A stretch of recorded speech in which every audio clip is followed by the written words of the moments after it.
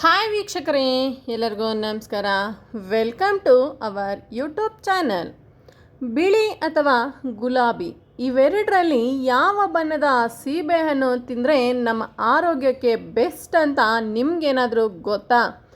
ಗೊತ್ತಿಲ್ಲ ಅಂದರೆ ಈ ವಿಡಿಯೋನ ಎಂಡ್ ತನಕ ನೋಡಿ. ಸೀಬೆಹಣ್ಣು ತಿನ್ನೋದ್ರಿಂದ ನಮ್ಮ ಆರೋಗ್ಯಕ್ಕೆ ತುಂಬಾ ಪ್ರಯೋಜನ ಇದೆ.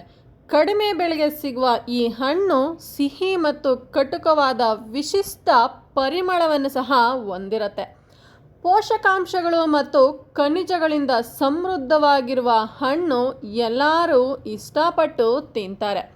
ಸೀಬೆಹಣ್ಣಿನಲ್ಲಿ anti microbial, anti fungal, vitamin C, K, B6, folate, niacin, ಮಧುಮೇಹ ವಿರೋಧಿ, ಅತಿಸಾರ ವಿರೋಧಿ, ಕಬ್ಬಿಣ, ರಂಜಕ, ಕ್ಯಾಲ್ಶಿಯಂ, ಪೊಟ್ಯಾಷಿಯಂ, ತಾಮ್ರ, ಕಾರ್ಬೋಹೈಡ್ರೇಟ್ಗಳು ಈ ಹಣ್ಣಿನಲ್ಲಿ ಒದಗಿರುತ್ತೆ ವೀಕ್ಷಕರೇ.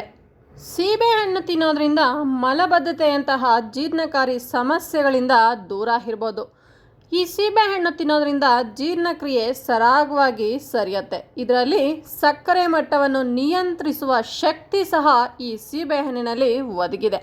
ಮಧುಮೇಹಿಗಳು ಸೀಬೆಹಣ್ಣನ್ನು ನಿಯಮಿತವಾಗಿ ಸೇವನೆ ಮಾಡೋದ್ರಿಂದ ನಿಮ್ಮ ಶುಗರ್ ಲೆವೆಲ್ ಸಹ ಕಂಟ್ರೋಲಿಗೆ ಬರುತ್ತೆ. ಬಣ್ಣ ಯಾವುದೇ ಇರ್ಬೋದು. ಹಣ್ಣುಗಳು ಮತ್ತು ತರಕಾರಿಗಳಿಗೆ ಕೆಂಪು, ಕಿತ್ತಳೆ ಮತ್ತು ಹಳದಿ ಬಣ್ಣಗಳನ್ನು ನೀಡುವಲ್ಲಿ ಹಣ್ಣುಗಳಲ್ಲಿನ ಗುಣಲಕ್ಷಣಗಳು ಪ್ರಮುಖವಾಗಿ ಪಾತ್ರ ವಹಿಸುತ್ತೆ.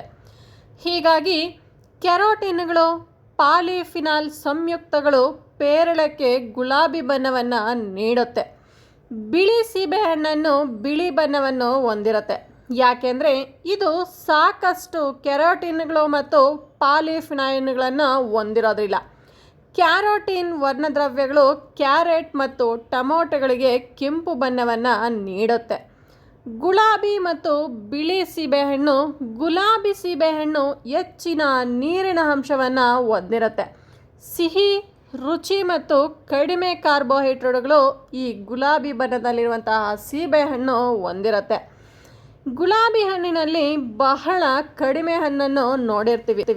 ಗುಲಾಬಿ ಬಣ್ಣ ಇರುವ ಸೀಬೆಹಣ್ಣಿನಲ್ಲಿ ಹೆಚ್ಚಾಗಿ ಬೀಜ ಇರೋದಿಲ್ಲ.